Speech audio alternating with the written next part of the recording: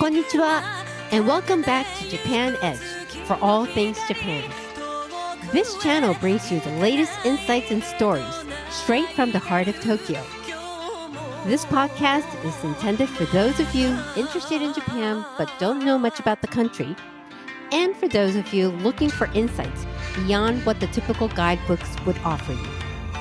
I'll be sharing with you some of the topics that the local Japanese are tuning into recently, and we'll also give you my personal take on some of our cultural aspects of it. So, I hope you'll enjoy today's episode.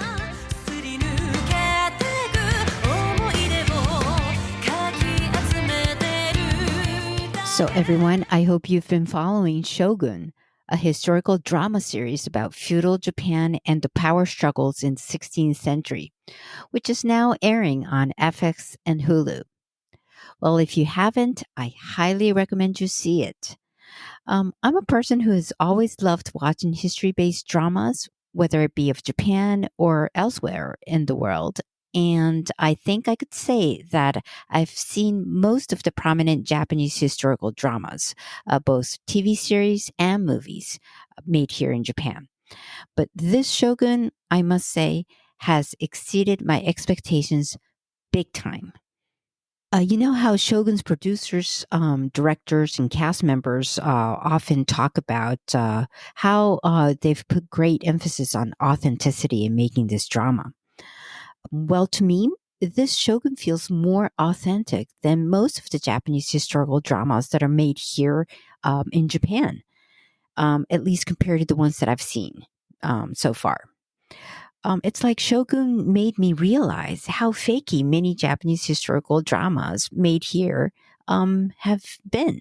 Just to give you a couple of examples, one aspect that really impressed me about Shogun was the overall lighting or the tone of the scenes. Unlike many Japanese historical dramas that I've seen, the scenes in Shogun are notably darker. Given the absence of electricity and the limited use of candles during this era, it does make sense that the rooms would be dim most of the time. Another example that I noticed was the depiction of the streets and the town of Izu. In Shogun, the streets are obviously damp and muddy, and the houses of common people look almost condemned. And you realize, well, considering how tragically poor the majority of the common people were and how much they had been exploited by their lords, the houses that you see in Shogun actually feels right. And considering the poor state of the sewage system and the selective cutting down of the trees only where necessary, there wasn't much sunlight penetrating through. So it does make sense that the streets would be damp and muddy as they are depicted in Shogun. I feel like I'm truly experiencing this period for the first time in my life through Shogun. What I find truly captivating about Shogun is its blend of fact and fiction while staying true to the essence of history. It is a work of fiction for sure, but the story is built in such a way that it resonates with the truth of the era. At the heart of the history is a character called Toranaga, a warlord, or daimyo in Japanese, who is inspired by the real-life Tokugawa Ieyasu. Ieyasu's journey to power was full of challenges all through his life. During the time of the Civil War, or what we call the Sengoku period, Japan was in constant warfare everywhere in the country. And victory meant survival, and defeat meant death, not just for yourself, but for the entire clan. This was a time of relentless conflict, spanning over a century, I think around 135 years. Ieyasu's rise to control was anything but easy. One tragic aspect of this era was the practice of sending the children, the wives, and even mothers sometimes as hostages to enemy clans, often as a means of forming alliances. This was a common strategy used to secure alliances with neighboring clans. So, in the first episode of Shogun, you may recall Toranaga talking about his own childhood experience of growing up as a hostage, which was a true story of him. Surrounded by powerful clans, Ieyasu's father sent him to be raised by the neighboring and influential Imagawa clan as a means of survival. Ieyasu's early life was nothing that would foreshadow his eventual rise to become the ruler of the country. The period of civil war was finally nearing its conclusion as a warlord or a daimyo called Oda Nobunaga extended his influence throughout the nation. Episode 6 of Shogun introduced a new character called Kuroda, who was based on Oda Nobunaga himself. Nobunaga was so close to controlling Japan when he was betrayed and assassinated by his top lieutenant, Akechi Mitsuhide. Now, by the way, this Akechi Mitsuhide character does appear in Shogun briefly in episode 6. And he is called Akechi in the drama as well. And he is depicted as the father of Mariko. And in fact, it is actually true that the daughter of Akechi survived, and she did become a Christian. But she never served as an interpreter for Anjing. That part is fiction.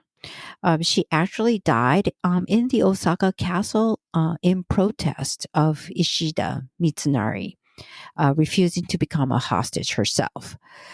So the drama took the betrayal of her father and how that had made her life difficult, but that she remained strong with her faith in Christianity. After Oda Nobunaga was assassinated, one of his loyal warriors, Toyotomi Hideyoshi, who is referred to as Taiko in the drama, took revenge and killed Akechi. As a result, Hideyoshi successfully seized what Nobunaga had founded and ultimately controlled the country under his rule. Now, it's very interesting that Toyotomi Hideyoshi, who was from a peasant family and started off as a very low ranking soldier under Oda Nobunaga, was the one that eventually became the figure to end the century long civil war in Japan. Hideyoshi's rise to becoming the ruler of Japan was not foreseen by basically anyone, given his origin and his early position within Nobunaga's ranks. And class division was so severe back then that it was even unprecedented for a peasant to be even working for a warlord under any circumstance. So history is full of drama for sure. Another interesting point that is not often mentioned is the fact that the three pivotal figures that shaped the history of Japan, Oda Nobunaga, Toyotomi Hideyoshi, and Tokugawa Ieyasu, were actually relatively close in age, which is unlike how they're usually portrayed in various movies, including this Shogun. Nobunaga, who was the eldest, was born in 1534 and was assassinated at the age of 49. Now, Hideyoshi, who seized control after Nobunaga's death, was only 3 years younger.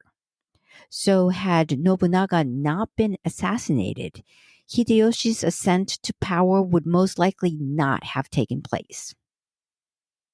And Hideyoshi and Ieyasu were separated only by 6 years. Hideyoshi, known as Taiko in the drama Shogun, had already passed away in episode 1. But he was 62 when he died, which was a respectable age for that time.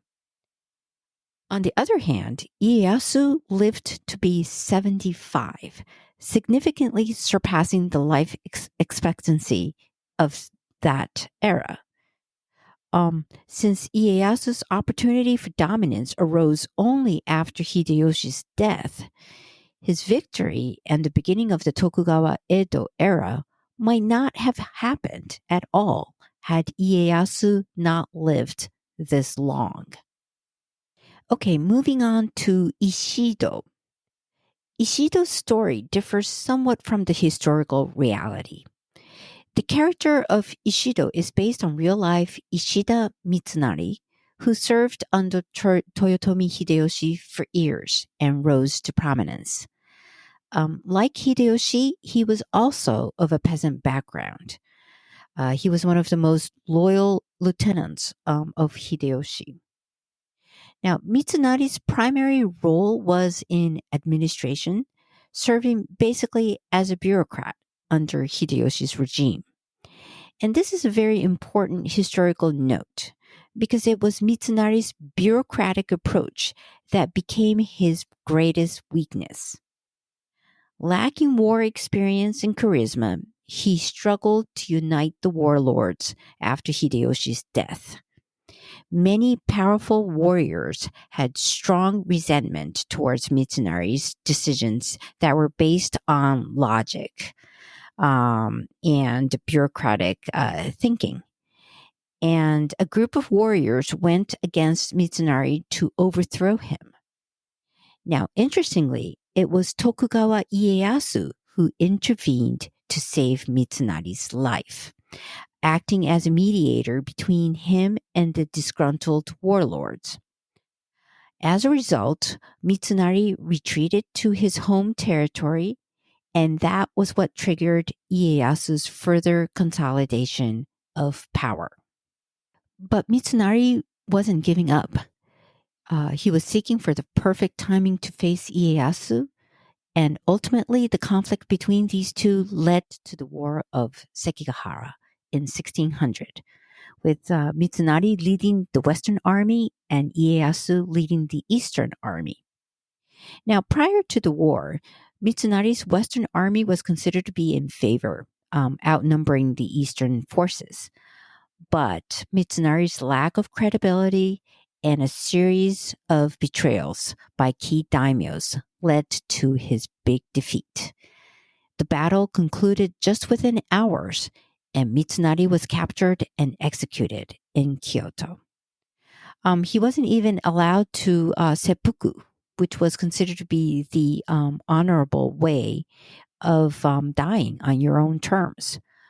But instead, Ieyasu ordered his head to be chopped off, and his head was hung alongside a river in Kyoto as a criminal. So Mitsunari's ending was pretty brutal. It's worth noting that there were still quite a number of warlords who had loyalty to the Toyotomi family. And in addition, historical documents do suggest that the heir was pretty smart.